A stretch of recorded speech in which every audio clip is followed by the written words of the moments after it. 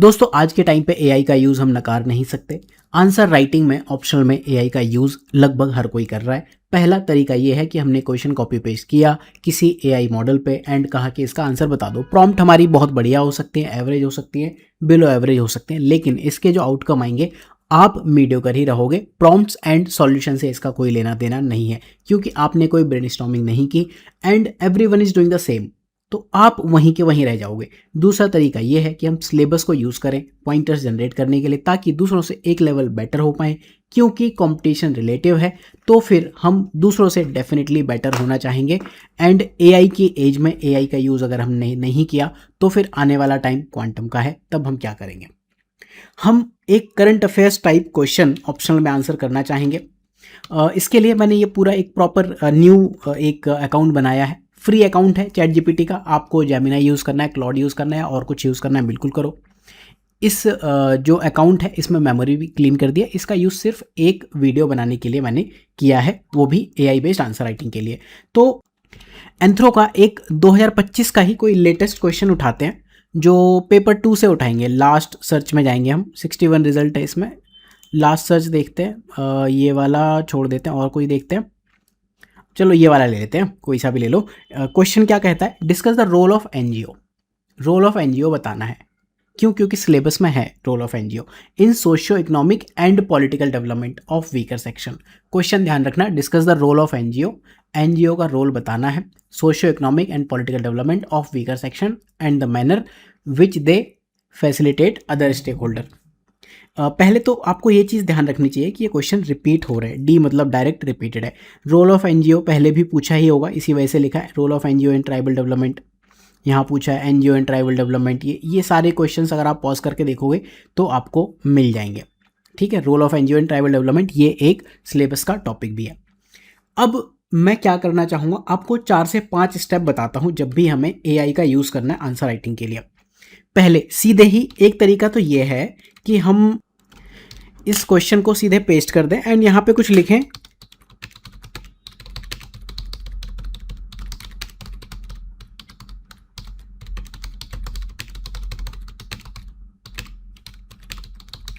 मैंने कहा कि ये आप कर दो, स्पेलिंग वगैरह चल जाएगी।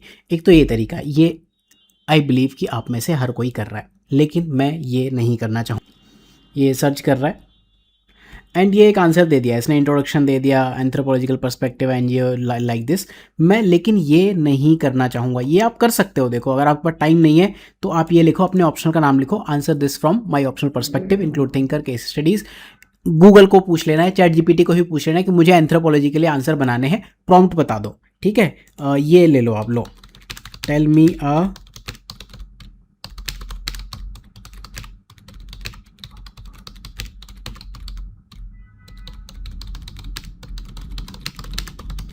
टाइपिंग करके दिखा दिया मैंने आपको। तो ये कुछ प्रॉम्प्ट है, ये प्रॉम्प्ट डाल दो, आंसर आ जाएगा। ये बहुत बढ़िया प्रॉम्प्ट्स है, सिंपल। इसी से पूछो, गूगल से या चैट जीपीटी से, इन्हीं से पूछो कि मुझे आंसर करना है तो आप बता दो। अब मैं क्या करूँगा, यही प्रॉम्प्ट मैंने कॉपी कर ली। मान लो यू आर एक्सपर्ट समथिंग, ठीक है, मान लो मैं ये कॉपी कर लेता हूँ एंड इसी क्वेश्चन को वापस से अगर मैं आंसर करता तो एडिट कर देते हैं। ये प्रॉम्प्ट जनरेशन का बहुत सिंपल तरीका है।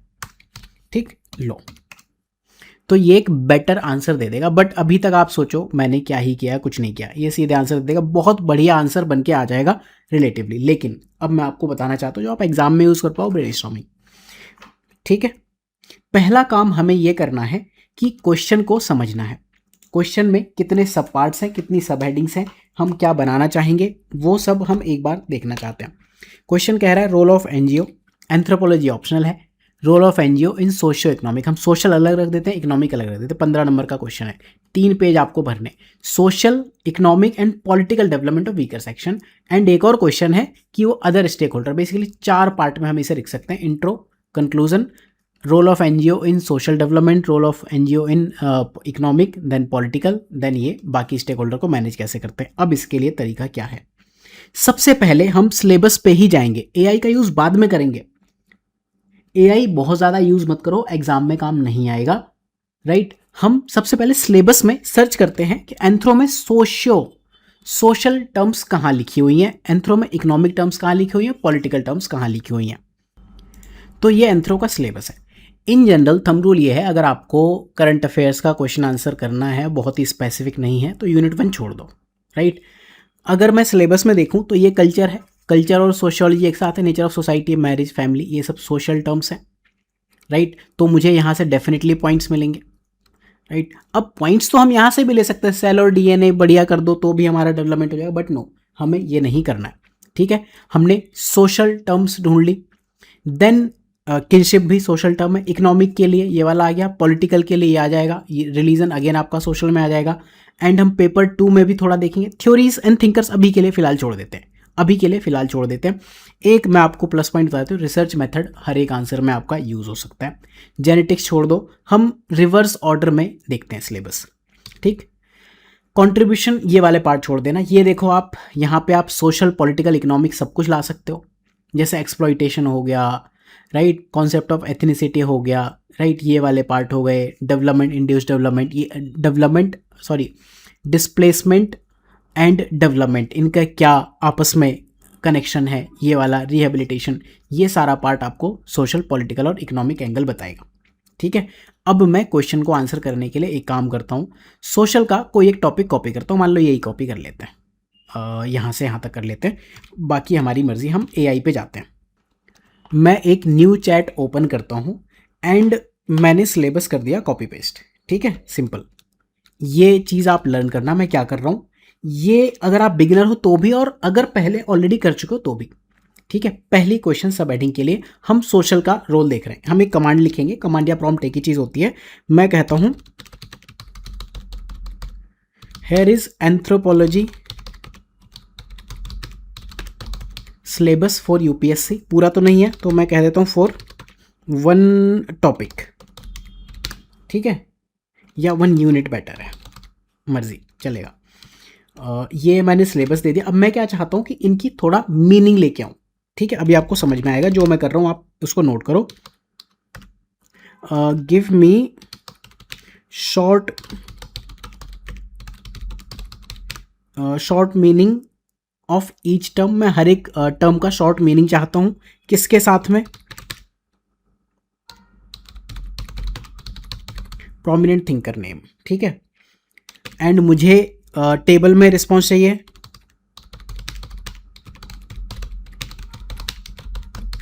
टेबल कॉलम भी मैं डिफाइन कर देता हूँ। पहले टेबल में मैं टॉपिक लिखूंगा, दूसरे टेबल में मैं कहता हूँ मुझे थिंकर का नाम बता दो, तीसरे टेबल में मुझे मीनिंग बता दो, एंड अगर आपको चाहिए तो एग्जाम्पल बता दो। अब एक चीज़ और करनी होती है जो इम्पॉर्टेंट है, कि आप इसको लिमिट कर सकते हो, strict your response to anthropology only,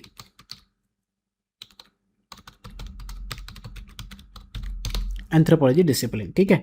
देखते हैं क्या रिस्पॉन्स देता है, आपके सामने चल रहा है, इसने एक टेबल बना के दे दी, बहुत बढ़िया, ठीक है। अब इसका हमें क्या करना है, ये मैं बंद करता हूँ साइड बार, ये लिखा हुआ है, ठीक।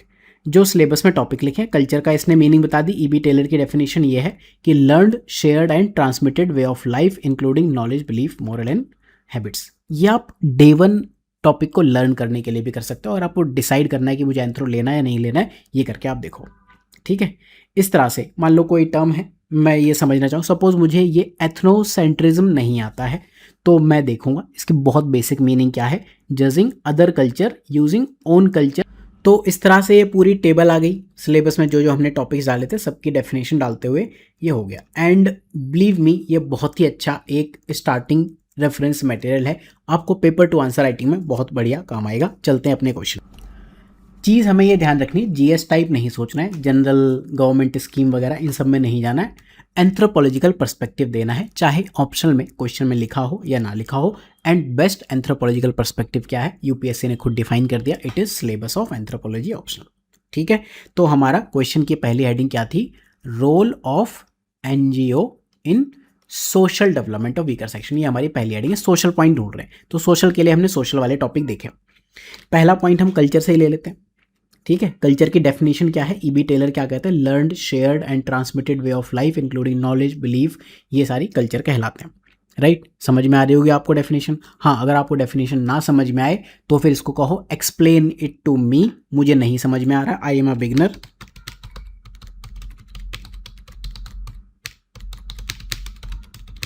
क्लास 10 स्टूडेंट, ये भी आप लिख सकते हो। ठीक, तो ये और सिंपल डेफिनेशन दे देगा, अभी के लिए छोड़ते हैं। पहला पॉइंट, एनजीओ किस तरह से रोल प्ले करती हैं सोशल डेवलपमेंट में, कल्चर से हमें रिलेट करना है। तो हम ये कहेंगे कि एनजीओ क्या करती हैं, they understand local communities, that's why they can propose solution as per local culture, beliefs and morals. ठीक है, ब्रैकेट में आप ईबी टेलर लिख दो, आपका थिंकर भी आ गया एंड आपने एक पॉइंट भी लिख दिया, एंड क्लियरली एंथ्रोपोलॉजी से लिया है क्योंकि सिलेबस ऑफ एंथ्रोपोलॉजी है। दूसरा पॉइंट, सिमिलर मत लो, सिमिलर पॉइंट मत लो, ये एक पॉइंट है, ethnocentrism.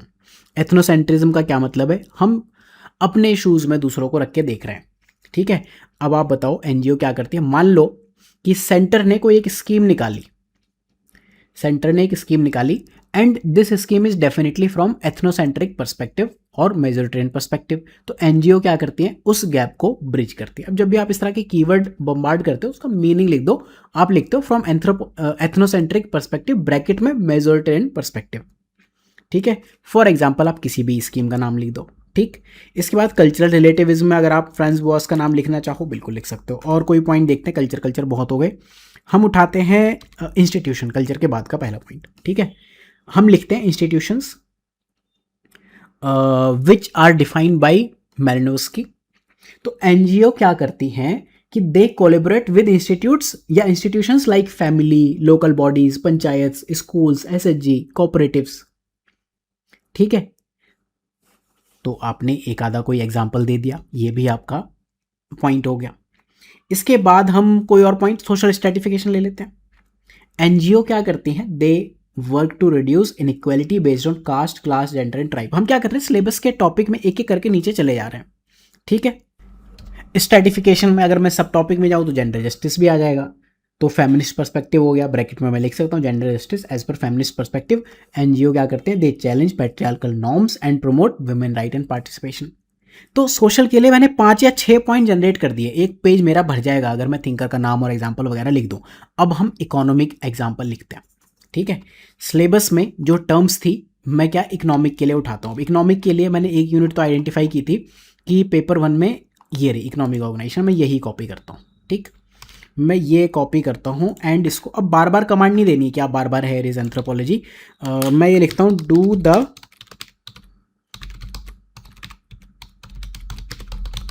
Do the same for the syllabus topics. Typing speed अच्छी होनी चाहिए, सीख लो काम आएगी। ठीक, तो मैंने अब इकोनॉमिक जो था हेडिंग्स, इकोनॉमिक डायमेंशंस थी सिलेबस में वो उठाई एंड उनकी मीनिंग लाने को इसको बोल दिया। आप बताओ क्या क्या होती हैं इसमें से। अब हम कुछ पॉइंट्स उठाएंगे। मुझे पहला पॉइंट, मतलब मैं सिलेबस की हेडिंग नहीं लिखना चाहता हूँ, ये सब नहीं लिखना चाहता हूँ, मैं यहाँ से उठाता हूँ फॉर्मलिस्ट अप्रोच। ठीक है, सब्सटेंटिविस्ट अप्रोच, फॉर्मलिस्ट अप्रोच। मान लो मैंने पहले ये लिख दिया फॉर एग्जांपल, जरूरी थोड़ी कि ऑर्डर में लिखूं। मान लो मैंने ये लिखा कि सब्सटेंटिविस्ट अप्रोच एज पर कार्ल पोलानी, इसका नाम मेरे से कभी बोला नहीं जाता। ठीक है, ये क्या कहती है, इकोनॉमी सोशल रिलेशन में एम्बेडेड। ये हमारे समझने के लिए पहले हमें मीनिंग पता होनी चाहिए, वन लाइनर पता होना चाहिए, तभी तो हम रिलेट करेंगे। ठीक है, तो ये क्या कहती है कि इकोनॉमिक बिहेवियर कल्चर या इंस्टीट्यूशन से अलग नहीं रखा जा सकता है। जैसे कुल एक्सचेंज, ये तो इनफैक्ट क्वेश्चन भी पूछा हुआ है, ये प्रेस्टेज से जुड़ा हुआ है, प्रॉफिट से नहीं। तो हम ये कहेंगे कि एनजीओ क्या करती हैं, दे रिकॉग्नाइज ट्राइबल इकोनॉमीज। ठीक है, वो ये रिकॉग्नाइज करती हैं कि जो ट्राइबल इकोनॉमीज हैं they are embedded in social और traditional relations and beyond market, सिर्फ मार्केट से रिलेटेड नहीं है। तो एनजीओ ट्राइबल इकोनॉमी को ये मार्क करके चलती है कि सोशल या ट्रेडिशनल रिलेशन से चलती हैं। यहीं से मैंने पॉइंट लिया meaning, that's why they can play a role in economic development. मैं कहूँ फॉर्मल रिलेशन, मुझे अगर मार्केट बेस्ड फॉर्मलिस्ट क्या है, रैशनल चॉइस एंड स्कार्सिटी। ठीक है, फॉर्मलिस्ट मान लो मुझे मार्केट बेस्ड रिफॉर्म करने हैं, एनजीओ क्या करती हैं कि रैशनल चॉइस लेने में हेल्प करती हैं। कैसे, they increase participation in market through skills और फाइनेंसेस और एनीथिंग। इस तरह से हम एक पॉइंट दे सकते हैं। ठीक है, तो हमने फॉर्मलिस्ट बता दिया, मार्केट बेस्ड रिफॉर्म बता दी। और कोई पॉइंट देखते हैं। अब 2 पॉइंट सिमिलर हो गए तो डिबेट में नहीं जाएंगे और डिस्ट्रीब्यूशन में चल लेते हैं। रीडिस्ट्रीब्यूशन, डिस्ट्रीब्यूशन, ये सारी टर्म लिखिए, मैं उठाता हूँ चलो रीडिस्ट्रीब्यूशन। ठीक है, तो थिंकर का नाम आप यही लिखोगे। एनजीओ क्या करती हैं कि जो स्टेट स्कीम्स हैं उनकी डिलीवरी को फैसिलिटेट करती हैं, जैसे पीडीएस हो गया, आज के टाइम पे वाह राम जी वाह हो गया, राइट। तो उसकी वजह से क्या है कि जो सेंटर का या गवर्नमेंट टॉप से लेके ट्राइबल कम्युनिटी तक जो गैप है वो गैप को फुल करते हैं रीडिस्ट्रीब्यूशन से, ठीक। Goods are collected by central authority and redistributed among members, ठीक। देन यहाँ बहुत सारे टर्म्स ये लिखी हुई हैं यहाँ। अब हंटिंग, फिशिंग, स्वीडन, पेस्टोलिज्म, इनका मैं क्या करूं, मैं सीधे एक पॉइंट में डाल देता हूं ना कि NGO help in protecting tribal livelihoods, for example hunting and gathering, fishing, pastoralism, horticulture, swidden, ये सारे एग्जांपल में लिख देता हूं। स्वीडन मतलब होता है शिफ्टिंग कल्टीवेशन। अब सिलेबस में जो टर्म आपको नहीं पता थी, एंथ्रो में हम हमेशा जब भी हम शिफ्टिंग कल्टीवेशन का नाम लिखना है तो हम स्वीडन लिखेंगे, ठीक है। देन इसके बाद ग्लोबलाइजेशन है, आप इनका नाम अगर लिखना चाहो तो लिख सकते हो। तो ग्लोबलाइजेशन और इंडिजिनस इकोनॉमीज के बीच का गैप भरने में एनजीओ हेल्प करती हैं। They help in creating global market access. अच्छा, अब आप कहोगे कि आप तो पेपर 1 की इन यूनिट पे ही सीमित रखे हो खुद को, 4-5 पॉइंट मैंने बता दिए, तो then we can move to paper 2। Paper 2 में फॉर एग्जाम्पल मैं जाता हूँ यूनिट नंबर 6.2 पे चलते हैं, ठीक है। यहाँ पे मैं जा सकता हूँ displacement and problem of rehabilitation, ये भी इकोनॉमिक एंगल रखता है, ठीक है। 7.1 से आप एक कोई पॉइंट उठा सकते हो, 7.2 से पॉइंट उठा सकते हो, 8.1 से पॉइंट आप उठा सकते हो, राइट। 8.2 से उठा सकते हो, 7.3 से यहाँ से उठा सकते हो। मान लो अब थर्ड हेडिंग है तो आप खुद सोचो पॉलिटिकल डेवलपमेंट में, पहले आप सिलेबस में रिलेटेड यूनिट सर्च करो, उसके बाद सीधे आप चीज़ें लिखना शुरू करो। मुझे 5.3 में कुछ दिख रहा है पंचायती राज टाइप, तो मैं पॉलिटिकल के लिए यहाँ से उठाता हूँ, एक पॉइंट में पंचायती राज पे उठा लूँगा, खुद सोचना खुद रिलेट करना, ठीक है। एंड देन मैं लैंड एलिनेशन लीगल एड का मुझे एक पॉइंट नज़र आ रहा है। Then exploitation of SC ST OBC एक पॉइंट आपको नीचे दिखेगा, ठीक है। कॉन्स्टिट्यूशनल सेफगार्ड्स की बात की है, आप इन सब चीज़ों पे बात कर सकते हो, ठीक है। Political angle, regionalism and demand for autonomy, ये सब टॉपिक आपको दिखेंगे, स्यूडो ट्राइबलिज्म, इन सब पे कर लो। एंड एक और जो लास्ट पार्ट था कि दे फैसिलिटेट अदर स्टेक होल्डर, अब जनरल भी लिख दो कि एनजीओ क्या करते हैं, मान लो टाइम नहीं है तो दे फैसिलिटेट अदर स्टेक होल्डर, 4 बनाओ। एनजीओ गवर्नमेंट को करती हैं, लोकल बॉडीज़ को करती हैं, वो और क्या हो सकते हैं other stake holder, private sector को करती हैं, और क्या हो सकते हैं ग्लोबलाइजेशन हमने पढ़ा तो इंटरनेशनल कम्युनिटीज़ या इंटरनेशनल एजेंसीज़ को अपना फैसिलिटेट करती हैं। तो हमने क्या किया कि जीएस टाइप क्वेश्चन को इतनी सारी ऑप्शनल जैसी डेफिनेशन या ऑप्शनल जैसे एंगल दे दिए। अब यही क्वेश्चन हम जीएस में लिखते तो आपको पता है ना कि हम किस तरह से लिखते हैं, और वही जीएस वाले पॉइंटर से लिखते तो मार्क्स नहीं आते। इस वजह से जीएस जैसा आंसर लिखने पे ऑप्शनल में मार्क्स नहीं आते। आई बिलीव कि आपको ये समझ में आया होगा। इस तरह के और कुछ क्वेश्चंस भी मैं डिस्कस करूँगा, right. So thank you for watching. ये एंथ्रोपोलॉजी के लिए स्पेसिफिक एक यूट्यूब चैनल है, राइट एंथ्रो राइट। तो आई बिलीव कि it is growing good and 150 के आसपास इसमें सब्सक्राइबर हैं अभी। ये प्लेलिस्ट है, ये देखना, यहाँ टॉपिक वाइज मैंने शुरू किया। आंसर राइटिंग का एक अलग मॉड्यूल है, 165 सब्सक्राइबर्स हैं जिसमें से एक सब्सक्रिप्शन मेरा खुद का भी है। So thank you for watching, do subscribe for synopsis I. इस वेबसाइट पे जाके आप कोर्सेज में जाओगे तो ऑप्शंस में एंथ्रोपोलॉजी ऑप्शनल दिखेगा, यहाँ पे आप एंथ्रोपोलॉजी के लिए ये 2 बैचेस देख सकते हो। आंसर राइटिंग के लिए this is the batch. Thank you, मिलते हैं नेक्स्ट लेक्चर में।